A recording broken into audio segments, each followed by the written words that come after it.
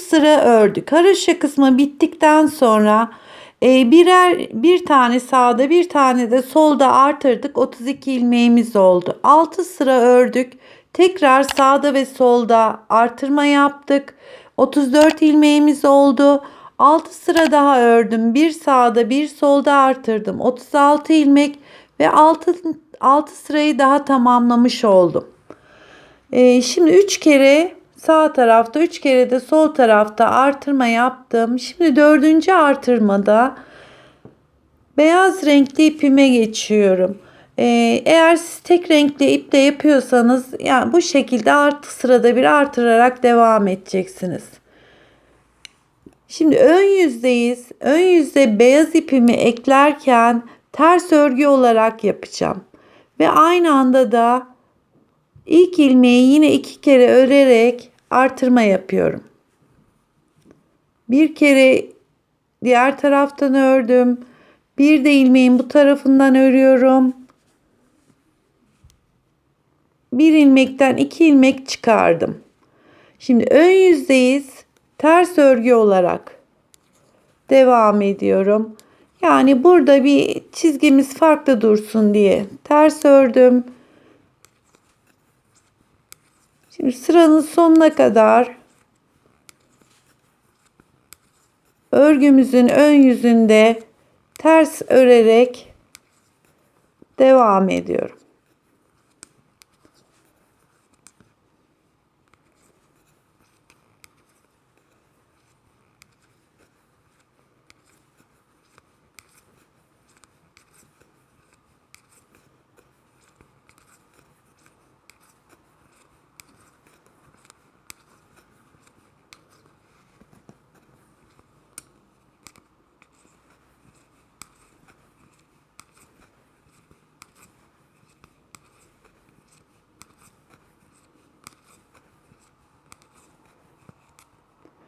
Son ilmeğe geldik. Yine bir arka tarafından bir de böyle hemen öndeki ilmeği örerek bir ilmekten 2 ilmek daha çıkardım.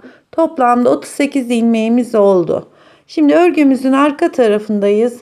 Yine ters örgü olarak örüyorum.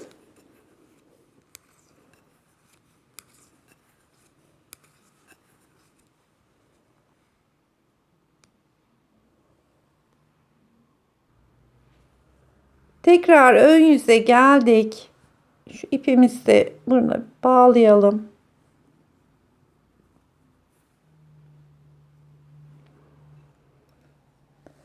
Şimdi 3. sıradayız. Örgümüzün de ön yüzündeyiz ve düz örgü olarak devam edeceğiz. Arka tarafında ters örgü olarak yani 4. sırayı da ters örgü olarak tekrar sıranın başına geleceğiz. Şimdi 5. sıramıza geldik. Örgünün ön yüzündeyiz. Düz öreceğiz. Bu sırayı ters öreceğiz. Bu sırayı siyahla ters olarak gideceğim. Yani örgünün ön yüzündeyiz. Düz yapmamız gerekirken siyah ipimi alıyorum. Şöyle 5. sırayı ters örgü olarak gidiyorum.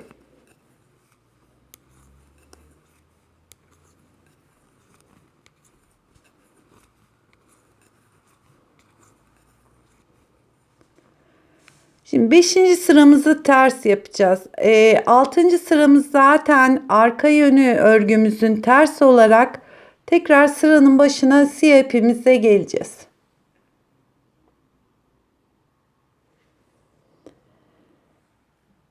Şimdi siyahla ters olarak ördüm. Arka tarafında ters ördüm. Sıranın başına geldim. Artık siyah ipimi tekrar kullanmayacağım. Buradan kesiyorum.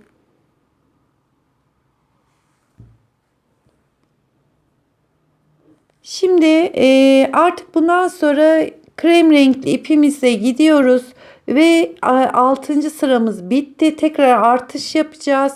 Bu sırada da hem baştaki ilmeği hem sondaki ilmeği 2 kere örerek 38 ilmeğimiz vardı. Toplamda 40 ilmeğe çıkmış olacağız.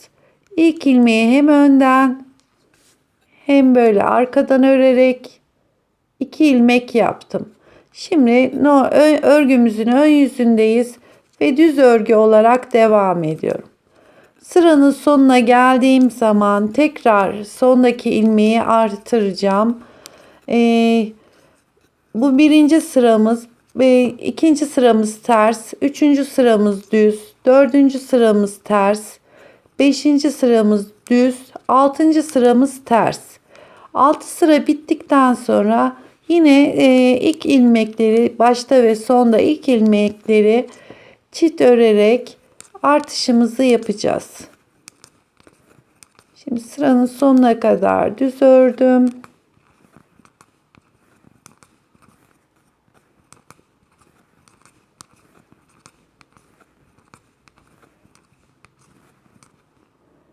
Sondaki ilmeği de yine bir önden bir arkadan örerek 2 ilmek örüyorum ve toplamda 40 ilmeğimiz oluştu. Şimdi ben diğer kolu tamamladım. Bunun üstünde bir anlatayım arkadaşlar. Şöyle 30 ilmek başlayarak her haroşa kısmı bittikten sonra her 6 sırada bir 6 sıra örüyoruz. Tekrar birinci sırada artırma yapıyoruz. 6 sıra örerek böyle toplamda 48 ilmek olana kadar yaklaşık şuralarda 48 ilmeğim oluştu. Daha sonra hiç artırmadan düz olarak devam ettim. Yani bu 48 ilmek kol için yeterli. Daha fazla artırmadım. Daha sonra düz olarak devam ettim. Kol boyunu da yani ilk baştan buraya kadar da 50 santim kadar ördüm. Şablonda da şöyle bir göstereyim. 30 ilmek ördüm. 22 santim oluyor şu başlama yerimiz. Daha sonra her 6 sırada artırarak 48 ilmeğe ulaştım. 48 ilmekten sonra artırma yapmadım. Kol boyu olana kadar ben şöyle 50 santim ördüm. Ama herkesin kol boyu farklıdır. Bunu 52 santim de yapabilirsiniz. 48 santim de yapabilirsiniz.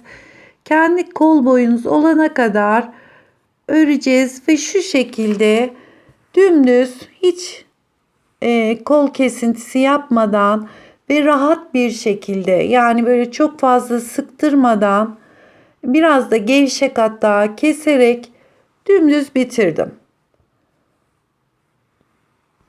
Kolumuz bu şekilde. Hatta şöyle bir katlayayım.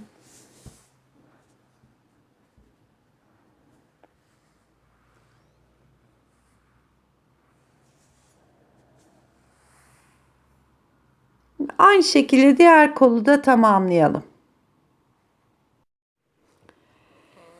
Kapşon için 72 tane ilmek attım. Yine şöyle 4-5 diş haroşa olacak kadar ördüm. Daha sonra düz örgüye geçtim. Şöyle santim olarak da vereyim.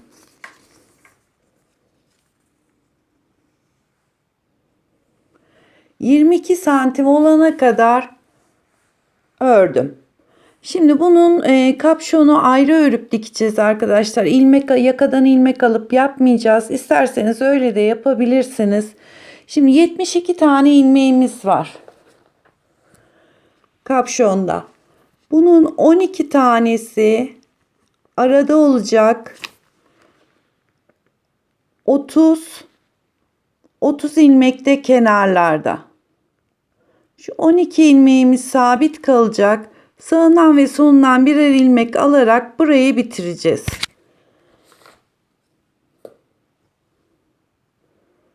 Şimdi 30 ilmek sağda, 30 ilmek solda, 12 ilmek de böyle arada ilmeğimiz var. Şimdi ben 28 tane ilmeği ördüm. 29 ve bu da 30. ilmeğim. Şimdi arada 12 ilmek örerken 12. ilmeği hem sağda, dönüşte de buradaki 12. ilmeği bu taraftaki ilmekle beraber alacağız. 1 2 3 4, 5, kesmeye ön yüzde başlıyorum. 6, 7, 8, 9, 10, 11 tane ördüm. 12. ilmeği diğer tarafın 30. ilmeği ile beraber keseceğim. Şu ikisini birlikte alıyorum. Bakın burada 2 ilmeği birlikte alıyorum. Ve geri dönüyorum.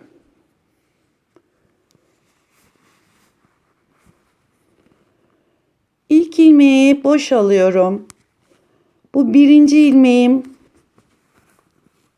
2, 3, 4, 5, 6, 7, 8, 9, 10, 11, 12. ilmeği diğer tarafın 30. ilmeği ile beraber alıyorum. Ters olarak 2 ilmeği birlikte aldım ve geri dönüyorum. Tekrar ön yüze geldik. Bu aradaki 12 ilmeğimiz sabit kalacak. Hep şişimizin sağındaki ve solundaki ilmeklerden birer tane alarak bu kısmı bitireceğiz. Yine ilk ilmeği boşaldım. 1, 2, 3, 4, 5, 6, 7, 8, 9, 10, 11 ve şu kestiğimiz ilmekte yanındaki ilmeği birlikte alıyorum. 12. Tekrar geri dönüyorum. Sadece artık bu aradaki 12 ilmeği öreceğiz. İlk ilmeği yine boşaldım. 1, 2, 3, 4, 5, 6, 7, 8, 9, 10, 11, 12. ilmeğimi yine yanındaki ilmekle beraber alıyorum. Geri dönüyorum. Tekrar ön yüzdeyiz. İlk ilmeği yine boşaldım.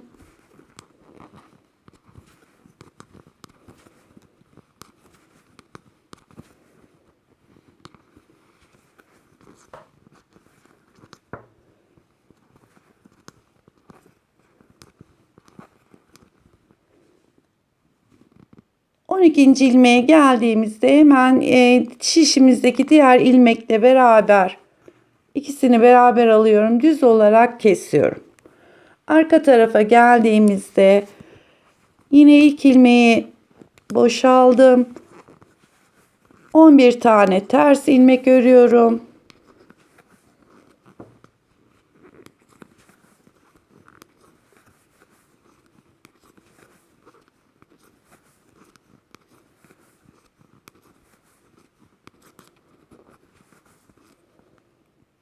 On ikinci ilmeğimi yanındaki şişimdeki diğer ilmekle beraber ters yönde olduğumuz için ters olarak kesiyorum ve geri dönüyorum. Bu şişimizin diğer tarafındaki bütün ilmekler bitene kadar bu işlemi tekrarlayacağız. Bakın şurada hafiften artık toparlanmaya başladı. Şimdi bu 12 ilmeğimiz sabit kalacak şekilde birer tane şişimizden alarak burayı tamamlayalım. Sadece bu 12 ilmeği örerek her seferinde birer tane aldım. Şu anda sol şişimde 2 4 ilmek, sağ şişimde 2 4 ilmeğimiz kaldı. Şimdi bunları birer birer değil, ikisini bir alarak bitireceğiz. Birinci ilmeğim 2 3, 4, 5, 6, 7, 8, 9, 10, 11, 12. ilmeğimi şuradaki 2 ilmeği birlikte alıyorum. Yani şurada 3 ilmeği hepsini birlikte alarak kesiyorum. Bu da 12. ilmeğim. Ve bu sol şişimde 2 tane ilmeğimiz kaldı. Geri dönüyorum. Yine ilk ilmeği boşaldım.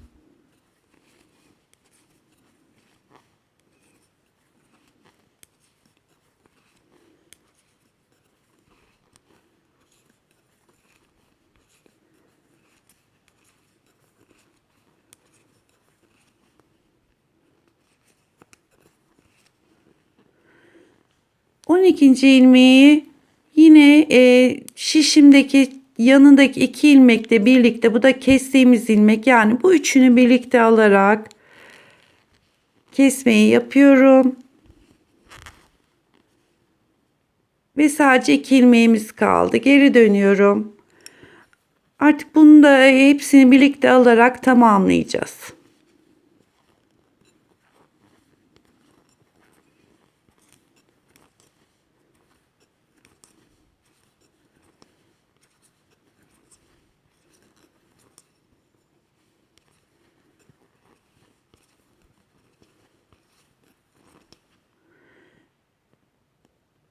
Sadece 2 ilmeğimiz kaldı. Yine bu üçünü birlikte alarak sol şişteki ilmekleri bitirdim. Şimdi geri dönüyorum. Sadece 2 ilmeğimiz kaldı. Aynı anda burada kesme yapacağız ve buradaki 2 ilmeği de birlikte alacağız. İlk ilmeği boşaldım. İkincisini örüyorum. Arkadan geçiriyorum. Artık bütün ilmeklerimizi kapatıyoruz. Yanındaki ilmeği ördüm. Arkadaki ilmekten geçiriyorum. Kapatıyorum. İkisini bir alarak da burayı kesebilirsiniz.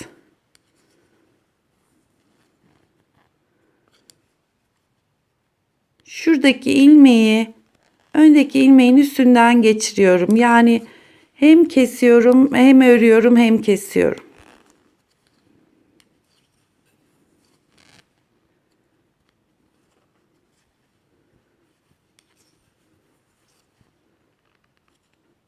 Buradaki 11 tane ilmeğin hepsini keseceğiz. 12. şişimizde kalan diğer 2 ilmekle birlikte örerek keseceğiz.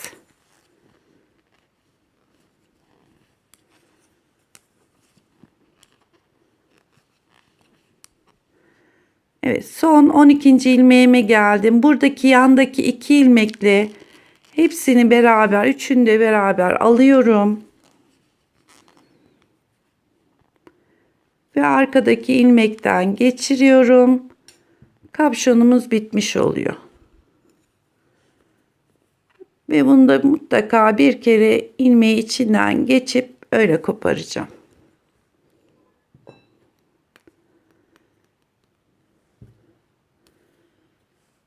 Şimdi ipimizi keselim.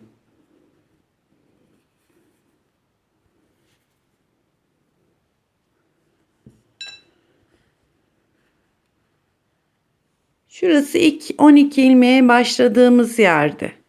Bakın arka tarafımız şöyle şu şekilde.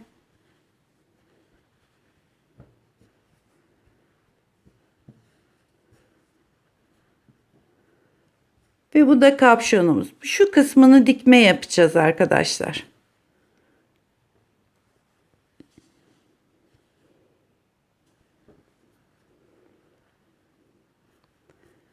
Şu arka kısmını tekrar göstereyim isterseniz. Siyah olduğu için çok belli değil ama şu aradaki 12 ilmeği kese tamamladık. Yani kapşonumuzun duruşu şu şekilde olacak. Dikişlerini daha sonra yapacağız. Şimdi sadece cebimiz kaldı.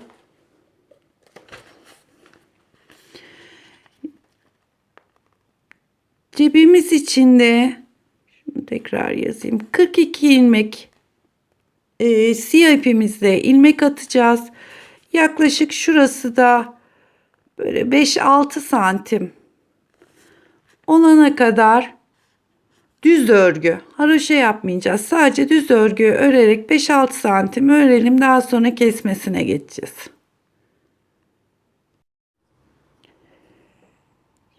Cep için 42 ilmek attım.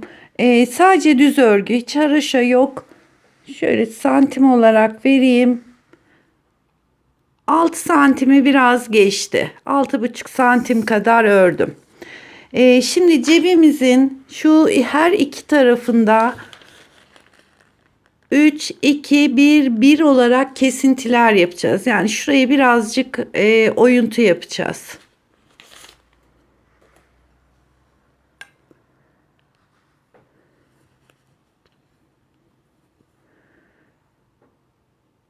Hemen ilk iki ilmeği birlikte alıyorum.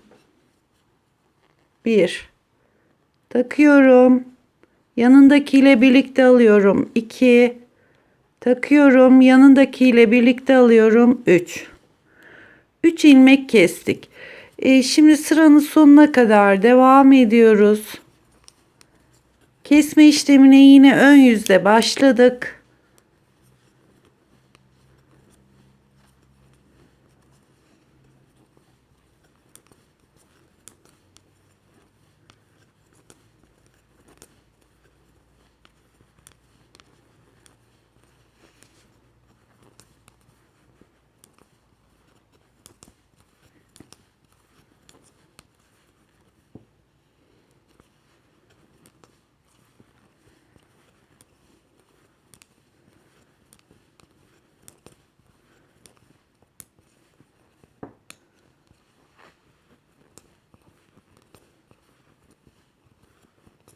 Sıranın sonuna kadar bütün ilmeklerimi düz olarak ördüm. Şimdi arka tarafa geldik. Bu tarafta da yine 3 ilmek keseceğiz. İlk 2 ilmeği birlikte aldım. Ters yöndeyiz. Ters olarak kestim. 1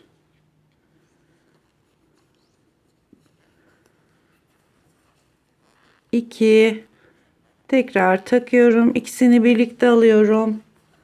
3 ilmek de bu tarafta kesme yaptık. Şimdi ters örgü olarak sıranın başına kadar gidiyorum.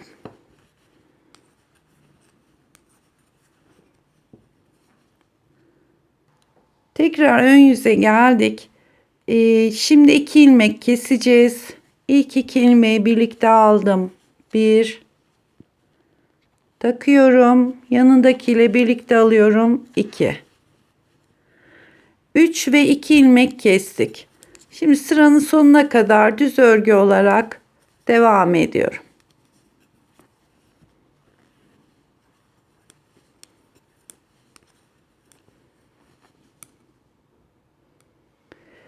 Şimdi arka yöne geldik. 2 ilmek de bu taraftan keseceğiz.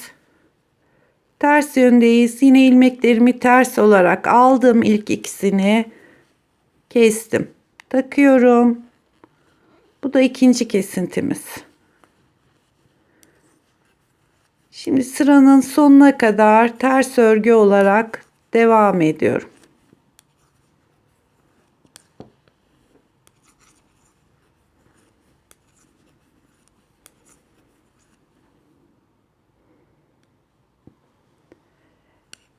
Ön yüze geldik. 3, 2, şimdi de bir ilmek. Sadece bir ilmek kesiyorum. Yani ilk ikisini birlikte aldım. Devam ediyorum.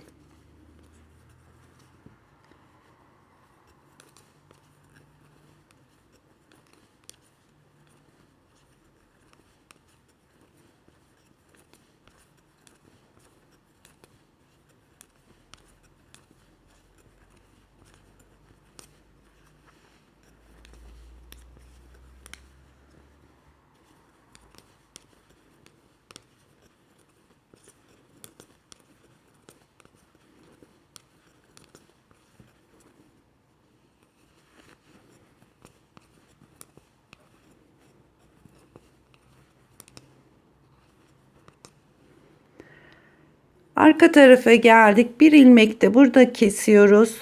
İlk 2 ilmeği aldım, ters olarak kestim. Devam ediyorum.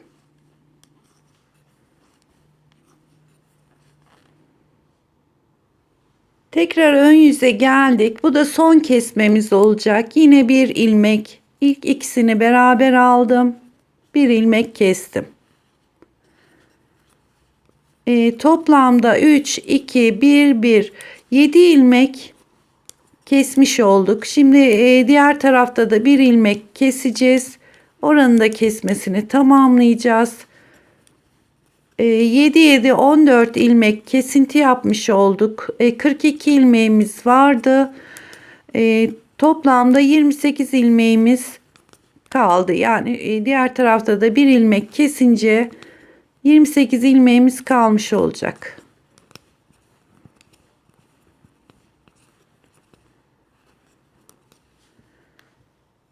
Evet, burada da bir ilmek kesiyorum. Kesmelerimiz bitti. Şimdi cep boyumuz olana kadar buradaki 28 ilmeği öreceğiz. Ya arka tarafta ters, ön tarafta düz olarak cep boyumuz olana kadar devam edeceğiz. Şöyle bir göstereyim.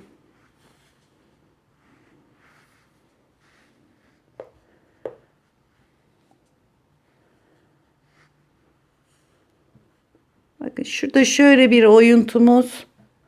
Diğer tarafta da aynı şekilde. Şimdi cep boyumuz olana kadar devam edelim.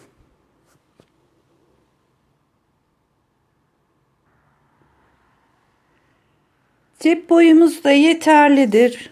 Santim olarak da 21 santim olana kadar ördüm. Şimdi kesmesini yapalım. Cebimiz de bitmiş olsun. İster örerek kesin, isterseniz böyle ikisini birlikte alarak takıyorum. Bütün ilmeklerimin kesintisini yapıyorum.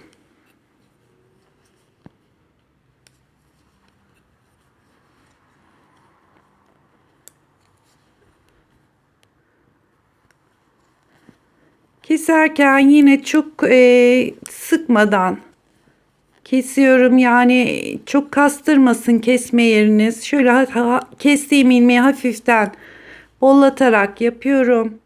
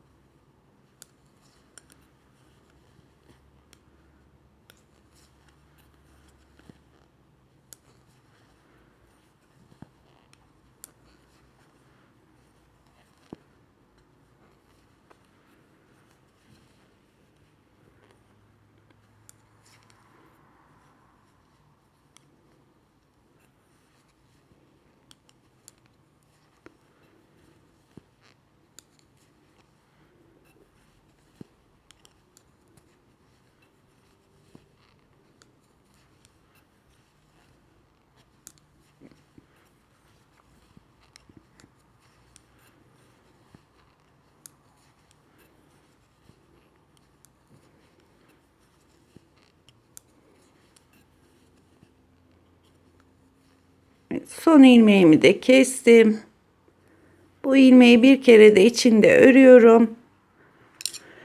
Ve burada ağız kısmını dikecek kadar ipimden pay verip öyle kesiyorum.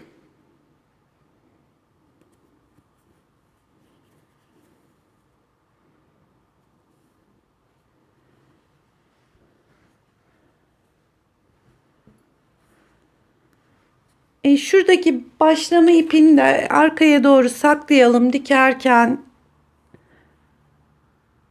saklaması zor oluyor. Şimdiden şöyle arkasına doğru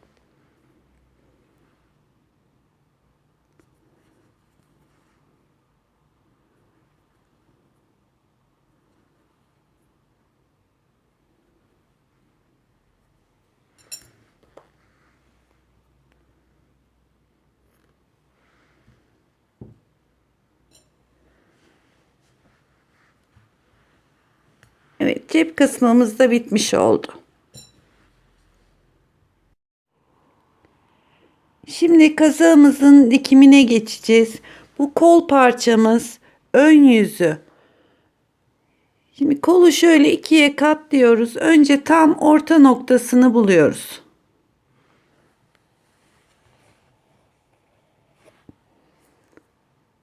Buraya şöyle bir işaret koyuyorum.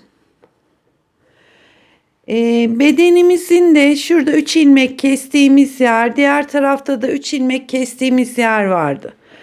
Bu orta noktayı önce şu tam omuz eklediğimiz yere denk getiriyorum.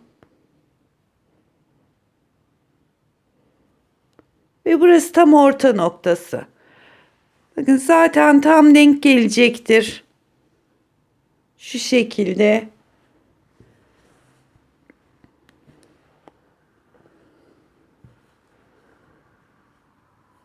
Burası da bu şekilde. Şimdi bıraktığımız omuzu kestikten sonra bıraktığımız ipi geçiriyorum. İğneme.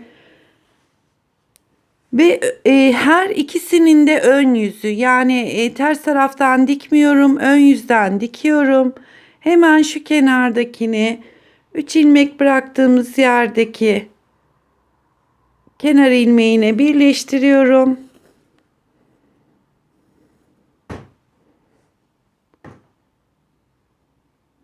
Ve bir tane bu kenardaki ilmekten, bir tane şu kenardaki ilmekten böyle elimle yoklayarak, çünkü tüylü olduğu için çok görünmüyor.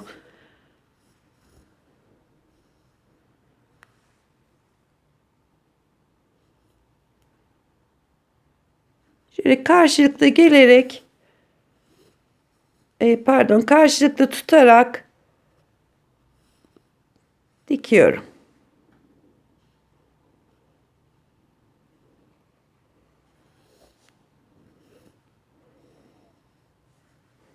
Bütün dikişlerini ön yüzden yapıyorum. Çünkü bu normal diğer diktiğimiz kazaklar gibi değil. Bu şekilde dikince çok güzel durdu. Hiç, bakın arkada da önde de tüylü olduğu için kapatıyor.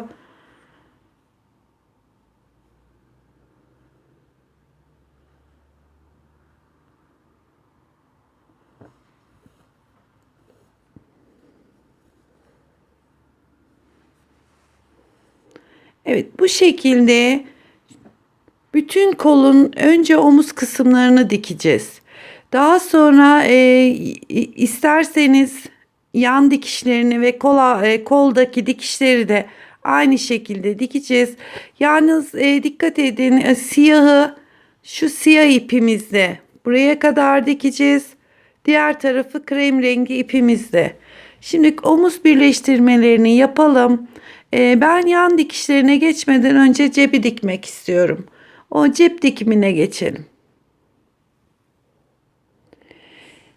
Arka ve ön parçayı birleştirmeden önce eğer şu cebi dikerseniz daha rahat olacaktır. Çünkü alt katta parçada olunca biraz dikmesi zor oluyor.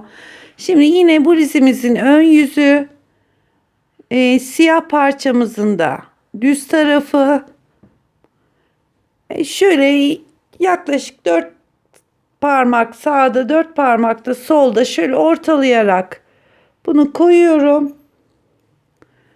Böyle önce iğnelerle şöyle mutlaka bir sabitleyin.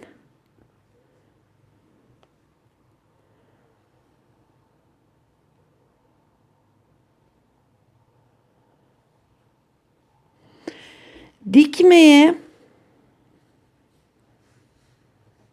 şu kenardaki yerden başlayacağız. Devam edeceğiz. Şu şekilde şurada bitireceğiz. Buralar cebin ağız kısmı. Üst tarafını daha sonra dikin. Şimdi kaydırmadan şöyle göstermeye çalışayım.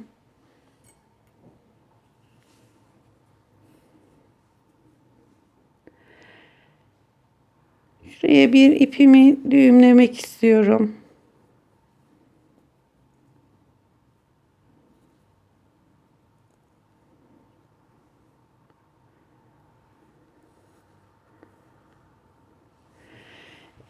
Şurada haroşa kısmımız var arkadaşlar. Bu cebimizi tam haroşanın şöyle, hatta şurası hafiften kaymış gibi.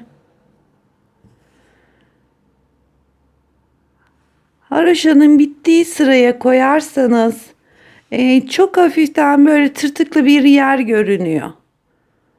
Orası haroşamızın bittiği yer.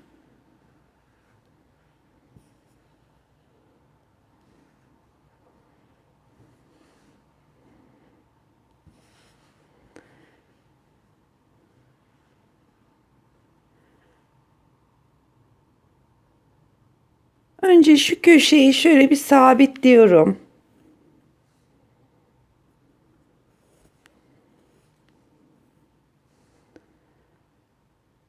Yine bir alttan bir üstten böyle yanına doğru eklememi yapıyorum.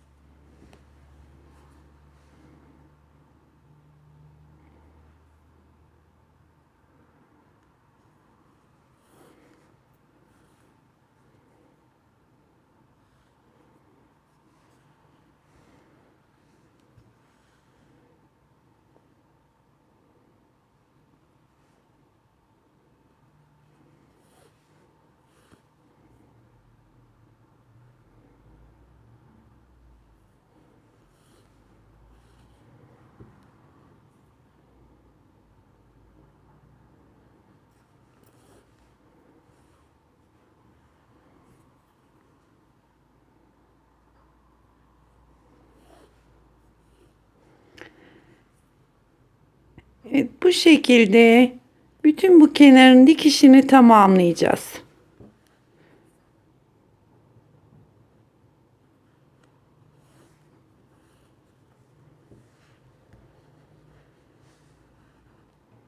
Buradan devam ediyoruz. Ve şuradaki yüksek yere kadar, yani cep ağzını boş bırakacak şekilde burayı dikiyoruz. Daha sonra parçamızı düzeltip şu üst kısmını sonra diktiriyorum. Dikmenizi tavsiye ediyorum ki şöyle elinizle düzelttikten sonra mutlaka iğneleyin. Daha sonra da sadece şu üst kısmın dikişini yapıyoruz. Evet, cebimizin dikişi bitti. Ben yanlarını da diktim. Kol dikişlerini de tamamladım. Bakın şu şekilde. Şu çizgilerini birbirine denk gelecek şekilde ayarlayarak. Şimdi sadece kapşonu kaldı. Onu da şöyle göstereyim dikimini.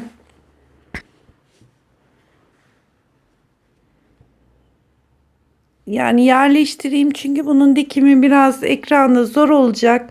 Sadece tarif edeceğim. Bu yaptığımız kapşonumuz. Şöyle katlıyorum. Tam orta noktasını buldum. Bunu arka ensemizin, yani arka yakanın tam ortasına getiriyorum. Bu buraya dikilecek arkadaşlar. Burası orta noktamız. Daha sonra diğer tarafa alıyorum. Böyle dikerek geleceğiz. Tam ön orta noktasına şu uç kısmını, burası. Diğer uç kısmımızda, yani bütün bu kenarları dikerek, burası da tam yine ön yakanın şu kısmına gelecek şekilde dikişlerimizi tamamlayacağız. Ve kapşonumuz da hazır olacak. Şimdi yine bu köşeden başlayalım. Yani şu ön ortadan başlayıp bütün etrafını yakanın dikelim. Kazağımız bitmiş olsun. Yapacak arkadaşlara kolay gelsin.